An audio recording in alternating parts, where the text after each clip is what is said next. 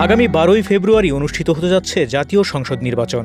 গত 11ই ডিসেম্বর তফসিল ঘোষণা করেছে নির্বাচন কমিশন। এর মধ্য দিয়েই আনুষ্ঠানিকভাবে ত্রয়োদশ জাতীয় নির্বাচনের কাউন্টডাউন শুরু হয়েছে। তবে প্রশ্ন হচ্ছে, কতটা প্রস্তুত দেশের রাজনৈতিক দলগুলো? এবার অবশ্য প্রার্থী চূড়ান্ত করার কাজ আগেই অনেকটা এগিয়ে রেখেছে আলোচিত দল বিএনপি, জামায়াত ও এনসিপি। এরই মধ্যে তাদের বেশিরভাগ প্রার্থীর নাম ঘোষণা করেছে দলগুলো। তবে জোট গঠন ও আসন সমঝোতা নিয়ে দলগুলোর মধ্যে বিভিন্ন কৌশল দেখা যাচ্ছে।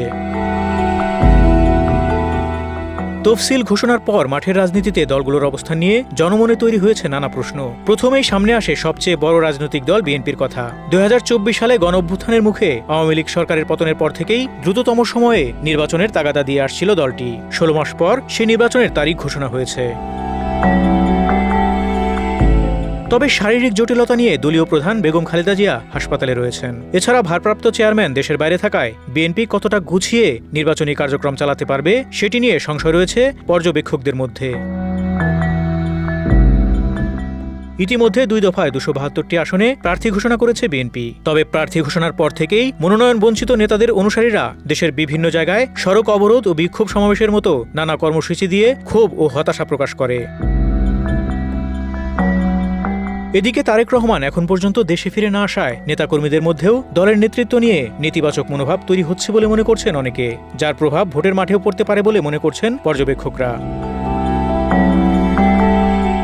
এবার আসা যাক জামায়াতে ইসলামীর কথায়। শুরু থেকেই নির্বাচনের আগে সংস্কার, পিআর পদ্ধতিতে ভোটের দাবি তুলে এসেছে ধর্মভিত্তিক রাজনৈতিক দলটি। তাছাড়া প্রার্থী ঘোষণার দিক থেকেও সবার চেয়ে এগিয়ে ছিল তারা। গত জুলাই মাসের মধ্যেই 296 আসনে সম্ভাব্য প্রার্থী ঘোষণা করে জামায়াত। সবশেষ তফসিল ঘোষণার দিন পর্যন্ত মোট 298টি আসনে এই দলের প্রার্থী দেওয়া হয়েছে। নির্বাচনের জন্য ধর্মভিত্তিক 8টি দলের সঙ্গে আসন সমঝোতার কথা ভাবছে জামায়াতে ইসলামী। প্রথমবারের মতো খুলনা ও কিশোরগঞ্জের 2টি নির্বাচনী আসনে হিন্দু সম্প্রদায় থেকে 2 জনকে মনোনয়ন দেওয়ার কথা জানিয়েছে দলটি। তবে এখন পর্যন্ত কোনো নারী প্রার্থীকে মনোনয়ন দেয়নি এই দলটি, জানিয়ে বেশ সমালোচনার মুখেও পড়েছে তারা। একই সঙ্গে 71-এ মুক্তিযুদ্ধের সময় শীর্ষ নেতৃত্বের বিতর্কিত ভূমিকা নিয়েও বারবার প্রশ্ন আর অস্বস্তির মুখে পড়তে হচ্ছে দলটিকে। এমন পরিস্থিতি থেকে উত্তরণ তাদের জন্য কতটা সহজ হবে সে প্রশ্নও অমূলক নয়। নির্বাচনের মাঠে আরেকটি আলোচিত দল এনসিপি। তফসিল ঘোষণার 2 মাস আগে থেকেই জুলাই সনদ কিংবা নির্বাচনী সমঝোতার মতো বিষয়গুলো নিয়ে জামায়াতে ইসলামীর সঙ্গে দূরত্ব বাড়তে দেখা যায় জুলাই আন্দোলনে নেতৃত্ব দেয়া তরুণদের দ্বারা গঠিত রাজনৈতিক দলটির।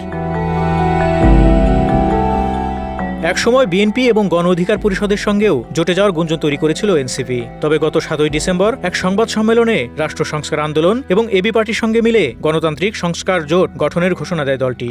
এর 3 দিন পর 10ই ডিসেম্বর প্রথম ধাপে 125টি আসনে প্রার্থী ঘোষণা করে জাতীয় নাগরিক পার্টি।